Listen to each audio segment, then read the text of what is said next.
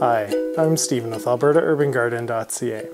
On last week's episode, we spoke about used coffee grounds and the benefits they can add to our garden. So today, I thought we'd take a look at cold coffee to see if there are any benefits of using it in your garden. If you're like me on a Sunday afternoon, you've got some extra coffee laying around from that organic coffee that you brewed in the morning. You drank 1 cup. You may have drank 2 cups, but there's always some left over, it would seem. So can you take that out to the garden and get some benefit like you do out of coffee grounds in the garden? There are 2 benefits that people claim to use cold coffee in the garden for. The first is as a weak organic fertilizer, and the second is to adjust pH around acid-loving plants like blueberries. Starbucks was kind enough to provide us some samples of both espresso and coffee that we took down to Maxxam Analytical for analysis. What we had analyzed was the immediately available NPK, the trace elements, and finally the pH.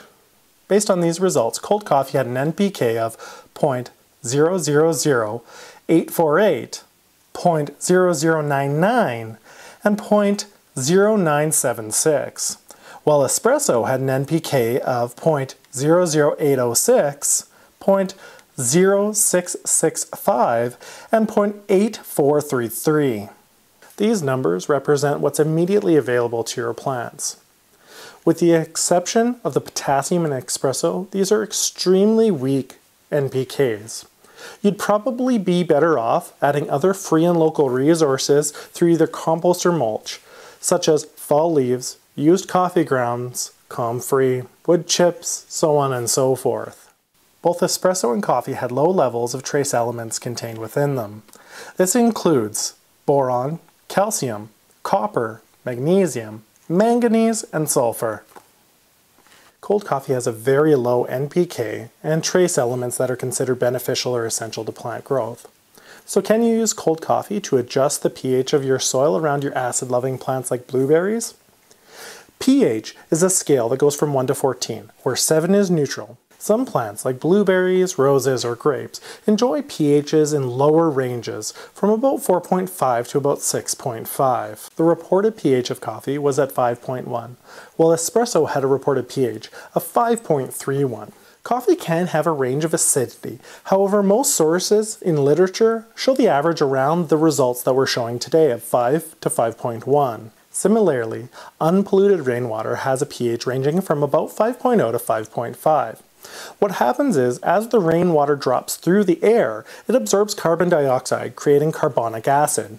So you'd think after thousands of years of raining that the soils around the planet would have a pH around 5? Well, no.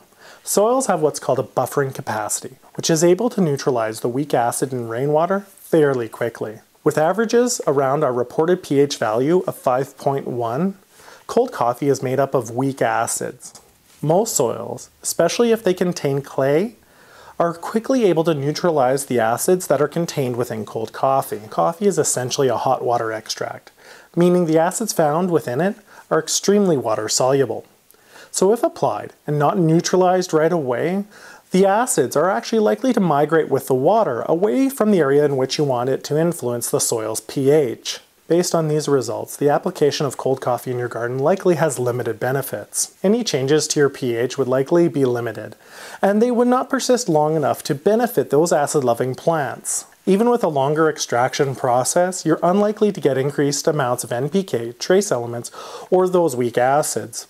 This is because most of the nutrients, as we spoke about last week, are actually tied up in more complex molecules, and they not only require months to break down, but beneficial organisms within the soil to do it for them. Although other free and local resources like pine needles and coffee grounds have reported pHs of 3.4 and 5.5 respectively, as they break down, they do not transfer this pH to the soil effectively enough to change it at all. In the absence of other free and local resources, I've had to purchase a product to keep my blueberries and my other acid-loving plants in the optimal range for both plant health and production. Beneficial organisms take that sulfur and make sulfuric acid slowly.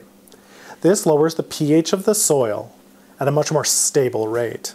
It is important to lower your pH at a slow rate. Too fast a drop in pH can damage the soil structure, beneficial organisms within the soil, and your plants. I generally follow the instructions on the back of the product as they've been field tested usually. If you'd like more information on lowering the pH of your soil, why not check out Robert Pavlis's website, Garden Myths. Next time we're going to talk about the use of comfrey as an organic fertilizer and mineral accumulator. I'd like to give a special thanks to Starbucks and Maxxam Analytical for not only providing the samples for today's episode, but running them as well. Thank you very much for spending time with me today. I appreciate it very much, and I hope you have a fantastic day.